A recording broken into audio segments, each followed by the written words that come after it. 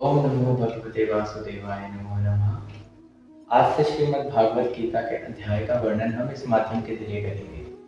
श्रीमद् भागवत गीता एक महापुराण है जो सबसे ऊंचा है। सबसे पहला स्थान इस भागवत पुराण का है।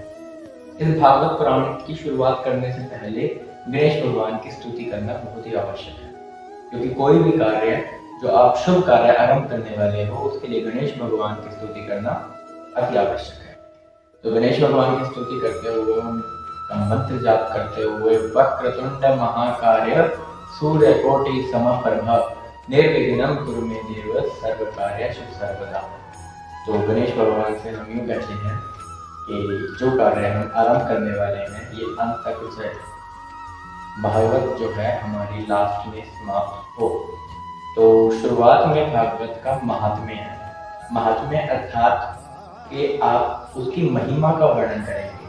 तो 4 अध्याय के अंदर महात्म्य समाप्त था, उसके बाद प्रथम स्कंद शुरू होगा। पहले मैं आपको बता दूं कि भागवत के अंदर टोटल 12 स्कंद हैं।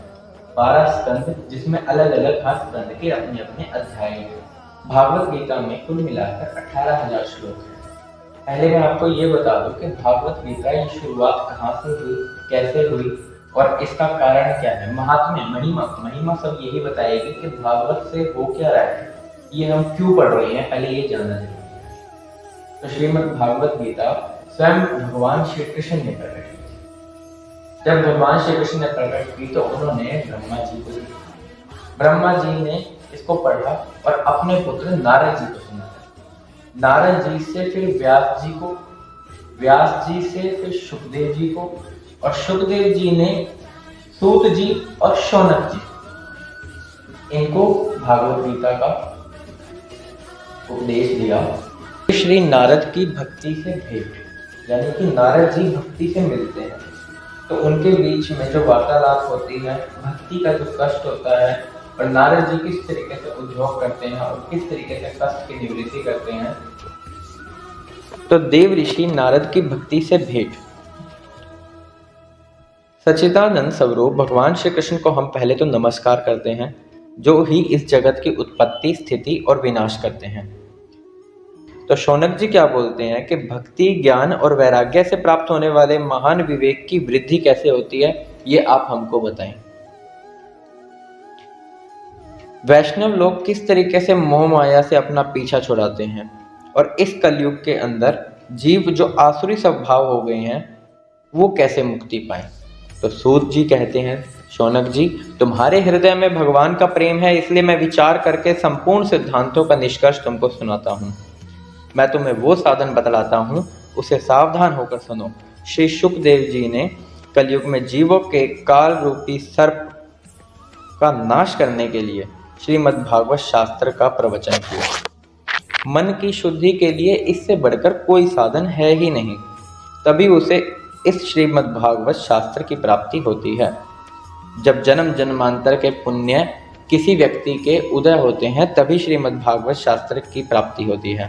जब सुखदेव जी महाराज कथा सुनाने लगे तब देवता लोग उनके पास आए। जहाँ भी कुछ शुभ कार्य आरंभ हो रहा होता है, देवता लोग भी पहले अपना ही कार्य संपन्न करने के बारे में सोचते हैं। तो देवता लोग आए और उन्होंने सुखदेव जी को कहा कि आप ये अमृत ले लीजिए और ये अमृत के बदले हमें श्रीमद् भागवत शास्त्र इसकी कथा सुना दीजिए, क्योंकि इससे बढ़कर पुराण है ही नहीं, ये सबसे ऊपर है, सबसे पहले नंबर पर आने वाला पुराण है। तो देवता लोगों के लिए भी ये दुर्लभ है, क्योंकि वहां पर सुखदेव जी ने उन्हें मना कर दिया।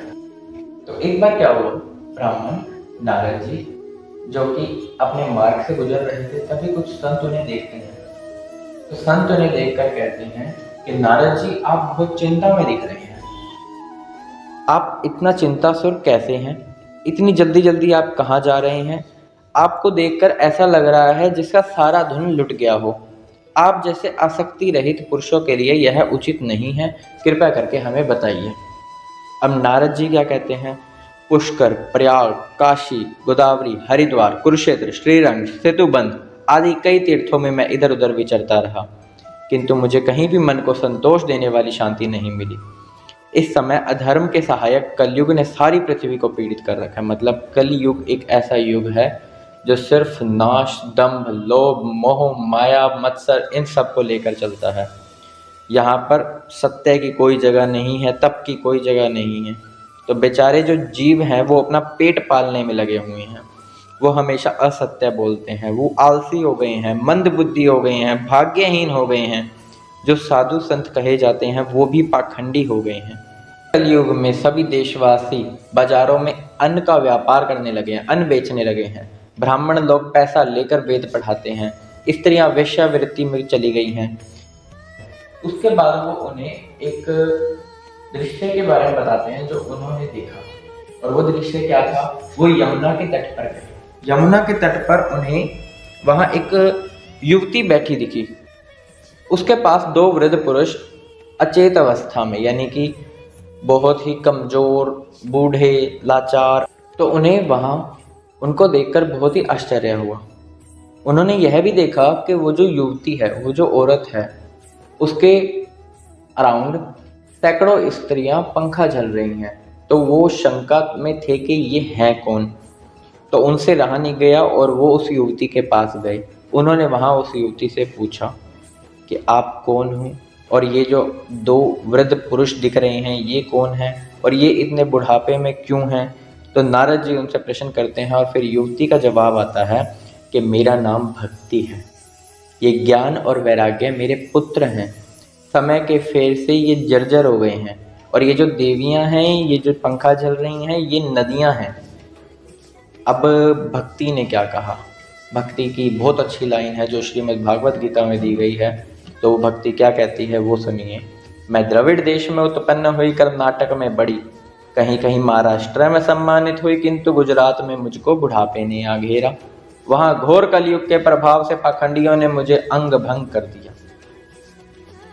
तो इस तरीके को, यानी कि भक्ति को बुढ़ापे ने घेरा, तब वो भक्ति वृंदावन आ गई।